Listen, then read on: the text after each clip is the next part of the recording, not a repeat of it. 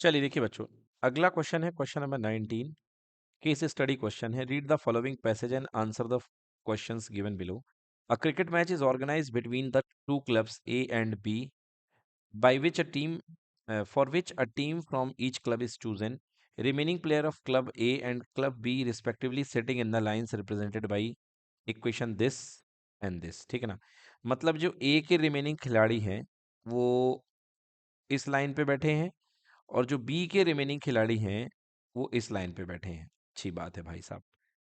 ये सिचुएशन इतनी खतरनाक देने के बाद में बस काम की चीज ये है कि कुछ खिलाड़ी इस लाइन पे बैठे हैं और कुछ खिलाड़ी इस लाइन पे बैठे हैं और बीच में आपको इंडिया और न्यूजीलैंड के बीच की ये सीरीज का मैच दे दिया गया है। ठीक है, चलिए ओके। अब देखिए क्या कह रहा है कि find the vector equation of the line on which player of the club A be seated. तो भैया पहले आपको टीम ए के खिलाड़ी इस पे बैठे हुए हैं, तो ये जो लाइन है ये लाइन किस पॉइंट से जा रही है? ये जा रही है 3, 2, -4। दिखा कि नहीं दिखा बच्चों? और इसके जो डायरेक्शन रेशियोज हैं वो है 1, 2, 2। कहा जा रहा है भैया इसका वेक्टर इक्वेशन फाइंड करो। तो सबसे पहले इससे जाने वाला वेक्टर ए निकालो। तो वेक्टर ए बनेगा 3i cap plus 2j cap minus 4k cap. और आपका जो डायरेक्शन वेक्टर बनेगा vector B, that is equals to i cap plus 2j cap plus 2k cap. तो बच्चों डायरेक्शन फिर इसके बाद बचा ही क्या, आप निकाल लो formula. Vector R equals to vector A plus lambda vector B, जो कि बन जाएगा vector R equals to 3i cap plus 2j cap minus 4k cap plus lambda times of i cap plus 2j cap plus 2k cap. Clear हो गया? ये आपका आ गया पहला आंसर कि जो खिलाड़ी बैठे हैं फर्स्ट लाइन पे उनका equation. Right the direction cosines of the line on which player club be seated. तो फर्स्ट वाला तो देखिए आंसर हमारा आ ही चुका है। 3i cap plus 2j cap minus 4k cap, match कर लें, बिल्कुल सही। Plus lambda times of i cap plus j cap plus 2k cap, बिल्कुल सही है। सेकंड कह रहा है कि डायरेक्शन कोसाइंस बताओ, रेशियोज नहीं। तो बच्चों ध्यान से देखो, दूसरे के डायरेक्शन रेशियोज आपको दिए गए हैं 3, 2, 6 दिए गए हैं ना।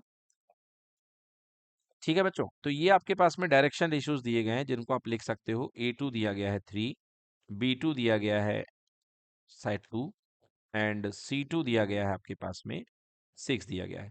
ऑल यू नो बेटा आपको निकालना है L2 M2 N2। Okay, L2 M2 N2।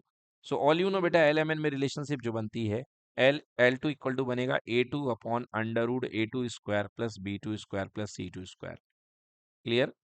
क्योंकि सेकंड सेकंड है तो हम सबस्क्रिप्ट टू लगा रहे हैं।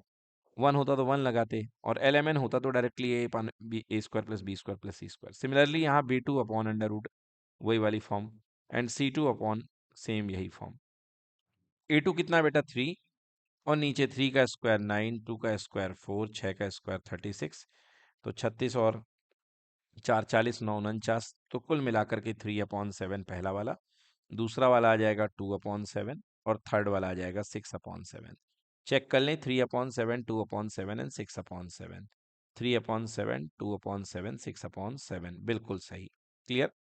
अब कह रहा है कि भाई थर्ड पार्ट में क्या कह रहा है कि if the line on which player of club A are seated is perpendicular to the line which Cartesian equation is this, find the value of k. Okay भाई, पहली लाइन जिसमें बैठे हुए हैं प्लेयर ए के खिलाड़ी, मतलब ए के खिलाड़ी जो बैठे हुए हैं वो एक अनदर लाइन पर परपेंडिकुलर है। तो ये मान लो ए के खिलाड़ी की लाइन है। क्लियर? अब आपने ए के खिलाड़ियों की लाइन के डायरेक्शन रेशियोज आपने पहले ही देख रखे हैं। ए के खिलाड़ियों की जो लाइन है उनके डायरेक्शन रेशियोज क्या हैं? 1, 2, 2। क्लियर बच्चों? तो इसके जो डायरेक्शन रेशियोज हैं A1 B1 C1, अगर मैं सपोज कर लूं तो ये है 1, ये है 2 और ये है 2। और कह रहा है कि एक लाइन जो दूसरी है वो परपेंडिकुलर है इन ए के खिलाड़ियों की लाइन के।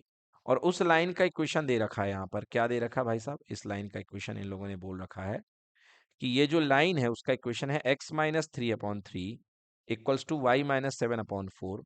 इस लाइन का इक्वेशन है x-3/3 equals to y-7/4 equals to kz-7/1। Okay, k z minus 7/1।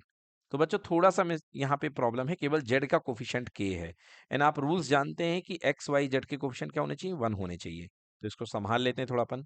x-3/3 में कोई दिक्कत नहीं है, y-7/4 में कोई दिक्कत नहीं है बेटा, यहाँ से k कॉमन ले लो, तो ये बन जाएगा z-7/k, और 1 नीचे रहेगा।